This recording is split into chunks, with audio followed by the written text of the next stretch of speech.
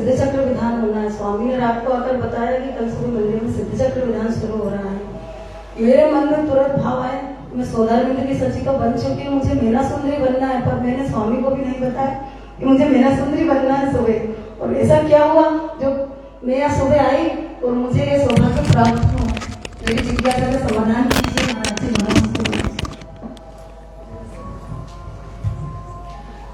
नमोस्तु गुरुवर, नमोस्तु गुरुवर, नमोस्तु गुरुवर। मेरी एक जिज्ञासा है, एक गाड़ी चलती है, उसमें 5 लोग बैठे रहते हैं।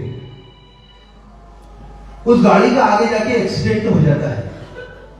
उस गाड़ी में जो पीछे लोग बैठे रहते हैं वो मृत हो जाते हैं, मर जाते हैं। बाकी आगे के लोग बच जाते हैं और वो गाड़ी बिल्कुल क्रैश हो जाती है। इसका उनका क्या पुण्य ऐसा, इसका एक उदाहरण है। अहमदाबाद के अंदर एक प्लेन क्रैश हुआ। उस प्लेन में 276 लोग थे, उसमें से 275 लोग मृत हो गए और 1 लोग बच गया, 1 आदमी बच गया उसमें। उसका ऐसा कितना गाढ़ा पुण्य था कि वो बच गया। अपन इसको अगर हम मन समझाने के लिए कहते थे कि आयुष बची थी, परंतु इसका क्या पुण्य गाढ़ा उसका, इसका मेरे को जिज्ञासा का समाधान करें गुरुवर। नमोस्तु, नमोस्तु, नमोस्तु।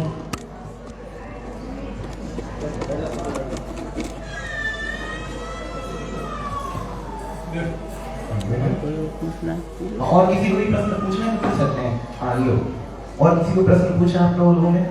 हाँ जादूगर जी आप पूछिए।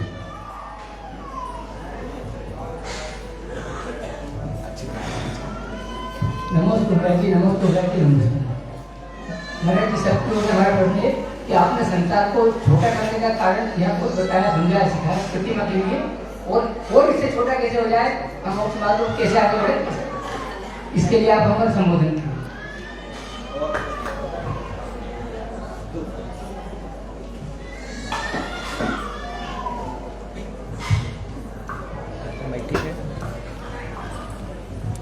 ओम नमः सिद्धेभ्यः। ओम नमः सिद्धेभ्यः। ओम नमः सिद्धेभ्यः।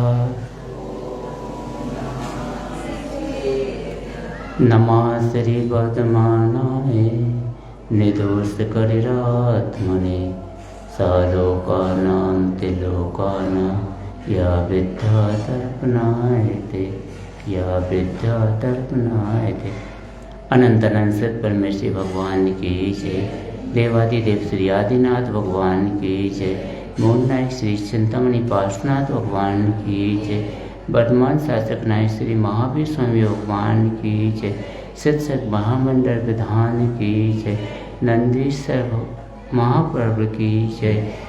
संत शिरोमणि आचार्य श्री विद्यासागर जी महामुनि राज की जय। परम पूज्य आचार्य श्री आजब सागर जी महामुनि राज की जय। ढाई दीप में 3 कम 9 करोड़ मुनिराजों की जय। अहिंसा परमो धर्म की जय। परम तपस्वी मुनि जी सजग सागर जी महाराज की जय। समस्त संगी जय। नमस्ते। धर्म प्रेमी बंधुओं, सबसे पहले तो मंत्री जी ने बोला कि मोहन सागर जी महाराज जी की समाधि चल रही है, तो अपना कर्तव्य ऐसा होता है उनकी समाधि अच्छी हो, इसलिए अब एक एक माला सभी को फेरना चाहिए, क्योंकि अच्छी समाधि होगी, अपन भावना भाएंगे तो अपनी भी समाधि अच्छी होगी। तो ये अपने भावना भाना चाहिए। दूसरा अपना ये है, एक कल का प्रसंग आया था शादी वालों का। उन्होंने चकवती शादी रची, जो रात में होना थी वो उन्होंने दिन में की।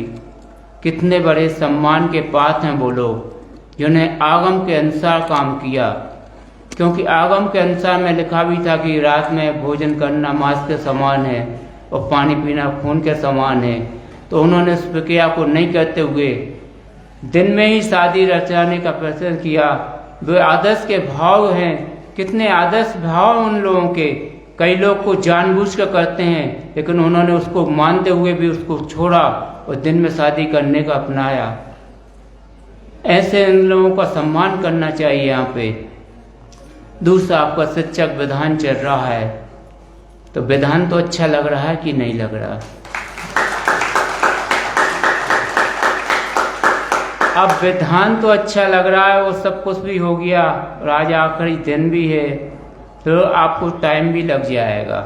तो इसमें थोड़ा सा अपन को उकावरापन नहीं करना है, क्योंकि अब टाइम तो लगेगा। अब हवन भी होगा, फिर श्री जी की थोड़ी सी इन्होंने रूपरेखा बनाई है कि श्री जी को थोड़ा सा निकाल के अभिषेक वगैरह होकर वापस करेंगे। अब विधान तो अच्छा हुआ और सब कुछ हुआ। अब जब मंगल कलश भी आपको रखे हुए हैं, और मंगल कलश को ऐसा है कि अपने घर पे ले जाओ तो उत्तम, अपना मंगल ही हो, क्योंकि शिक्षक विधान से मैनासुरी ने रचाया था तो श्रीपाल की व्याधि मिट गई थी और 700 मुनियों की व्याधि मिट गई थी। तो ऐसे ही ऐसे अपने जो कलश ले जाएं घर पे तो अपना व्याधि नहीं आए और व्याधि से अपन सबसे मुक्ति पा जाएं, यही जीवन का आधार होता है। तो अपन ऐसा करना चाहिए। अगर आपको हो जितनी शक्ति होती भक्ति लगाना, शक्ति से अधिक नहीं लगाना। लेकिन एक जो कलश भी आप ले जाएंगे वो आपकी घर की व्याधि तो दूर करेंगे और यहाँ मंदिर के निर्माण में काम आएगा। वो भी आपका डबल टेबल फंड का संचय होगा। अब आपने बोला था कि मेहनत सुंदरी बनने के भाव आए, शिक्षक विधान होना था, हमको भी नहीं मालूम था।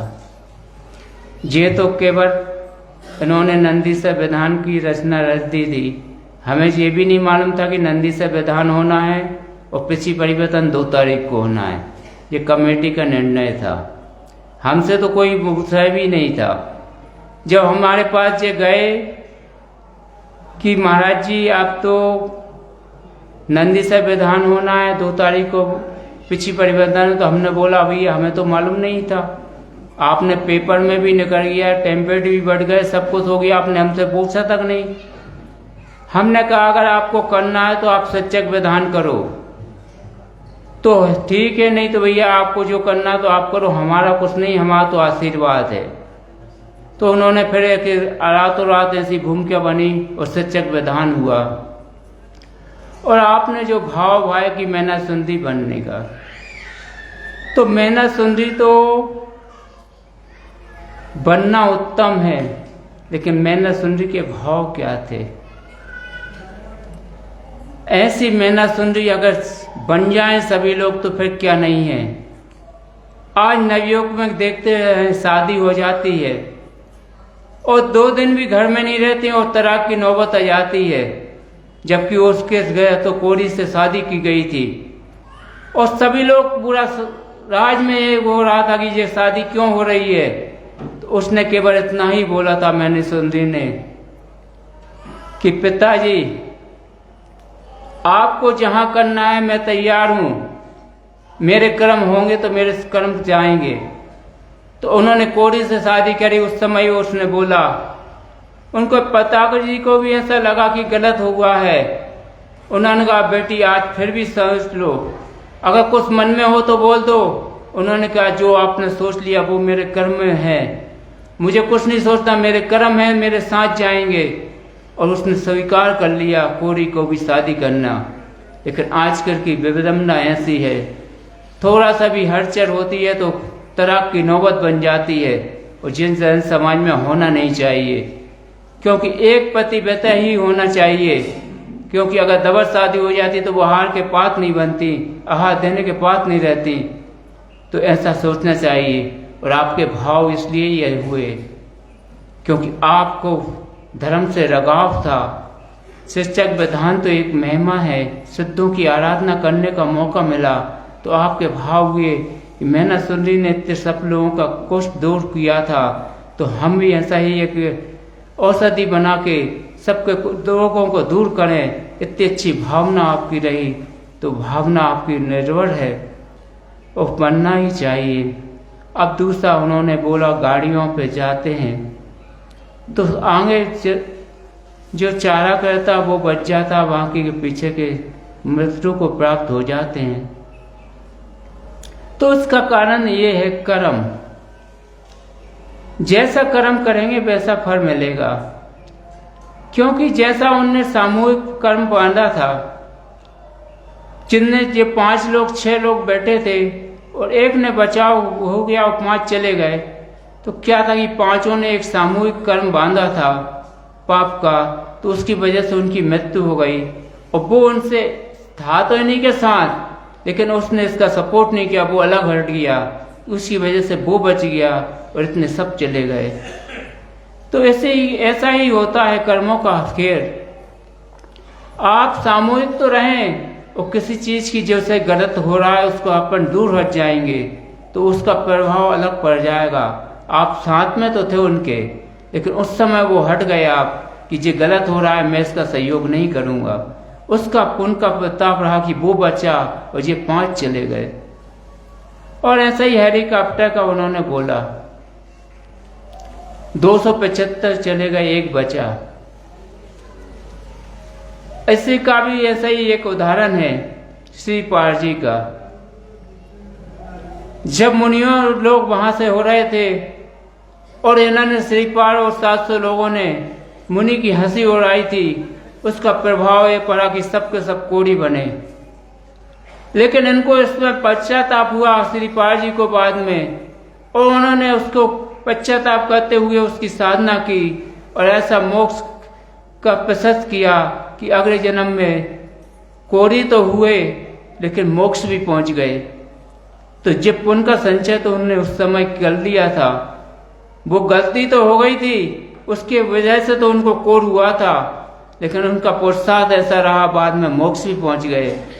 तो इन्होंने जो 276 व्यक्ति थे, तो ऐसा एक पुण्य का एक संचय तो किया था, लेकिन वो एक व्यक्ति उस चीज को अलग हट गया था कि मुझे इसका सपोर्ट नहीं करना है, तो उसकी वजह से वो बच गया, क्योंकि उसकी टिकट तो थी और वो थोड़ा सा लेट हो गया आने में, और लेट आने में हुआ तो हेलीकॉप्टर तो चढ़ गया और वो बच गया और 275 लोग चले गए। प्लेन नहीं बैठा था, प्लेन नहीं था भीतर, प्लेन से वो पायलट बन के नीचे उतर ही आया था ना। प्लेन नहीं बैठा था महाराज, 11 नंबर विंडो पे था, 11 नंबर विंडो पे बैठा था।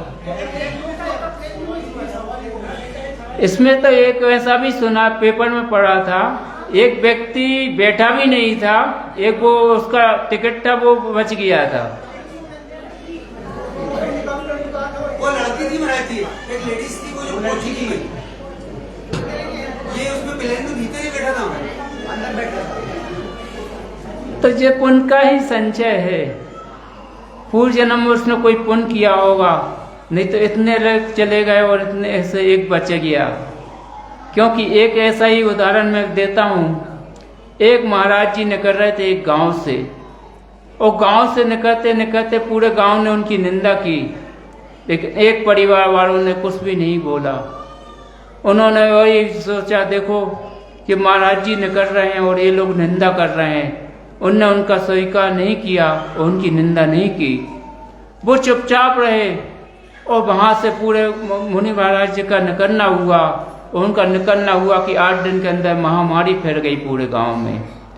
और ऐसी महामारी फैली कि धीरे दिन एक को जराने जाते दूसरा मर जाता, ऐसा होते होते पूरा गांव चला गया। केवल बचा एक परिवार जिसने मुनियों की निंदा नहीं की थी, वो एक व्यक्ति बच गया, पूरा गांव का गांव सफाया हो गया। तो भैया अपने भी वही पुरुषार्थ करना है, एक तो मुनियों की निंदा नहीं करना। कोई मुनि कितना ही कुछ कर रहा है, अपन उनसे दूर हो जाना, लेकिन निंदा नहीं करना, चाहे वो कोई सी भी आमनाओं के हों। क्योंकि अगर उनकी मुनि की निंदा करोगे तो आपको पाप का बंध होगा। क्योंकि देखो कोई भी हो, मुनि तो अपना कल्याण करके चले जाएंगे, लेकिन आप भटक जाएंगे।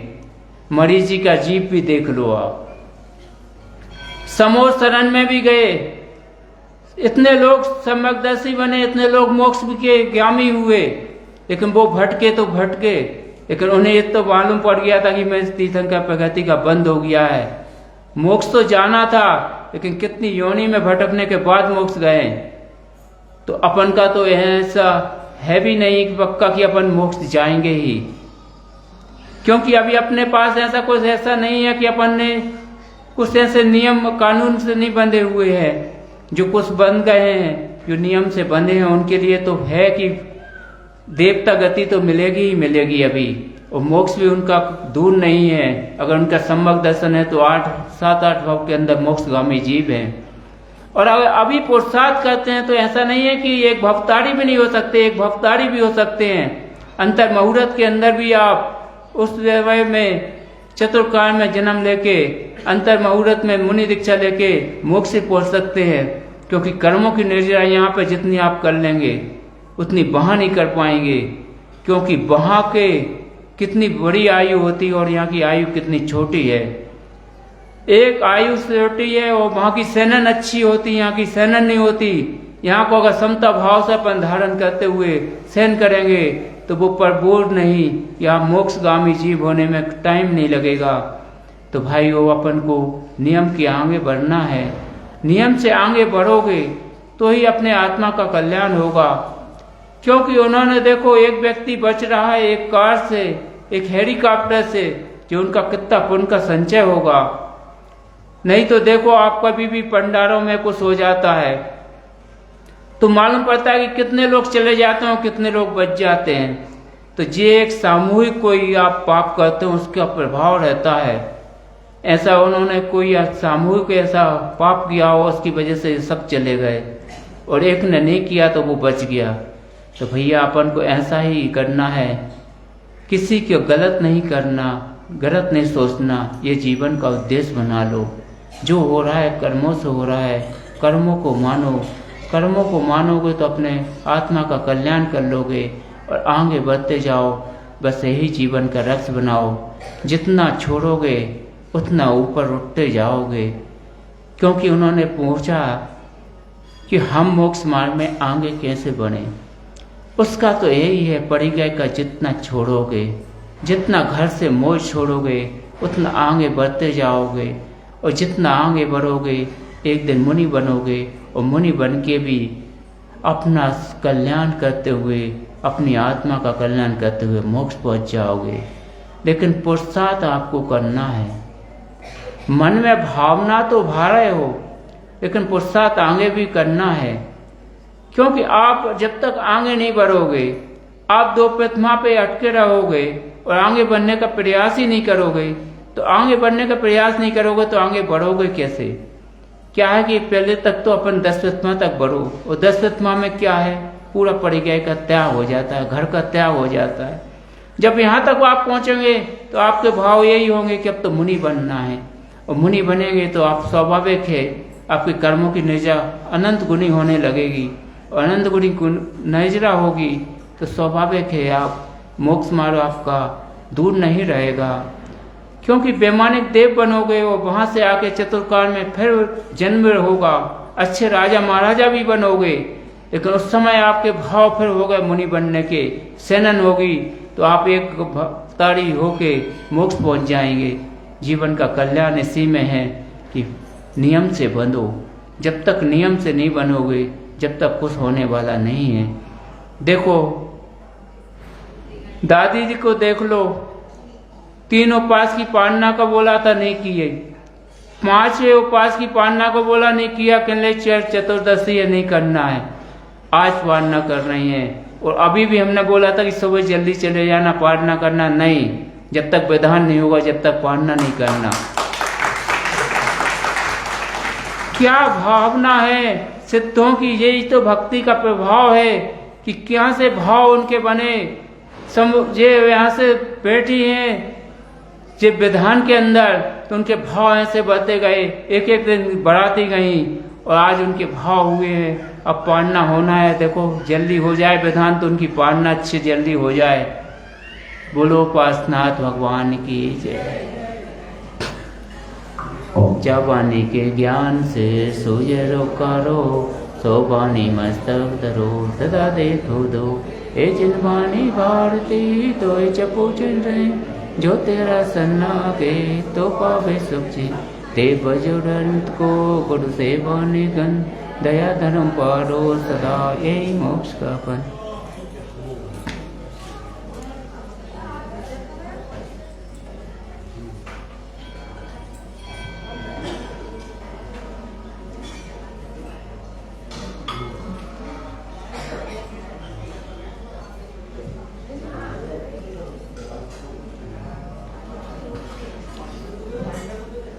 जिनवाणी माता की जय।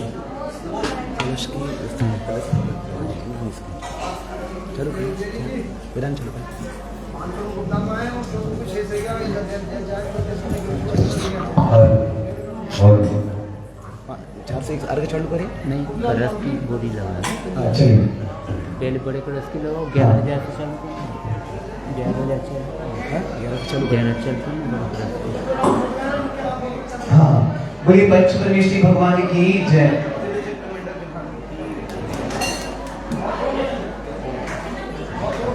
ओम ओम सर्वजय ओम ओम सिद्ध चक्र मंडल विधान जे ले लो। अरे इस पे बोल दो।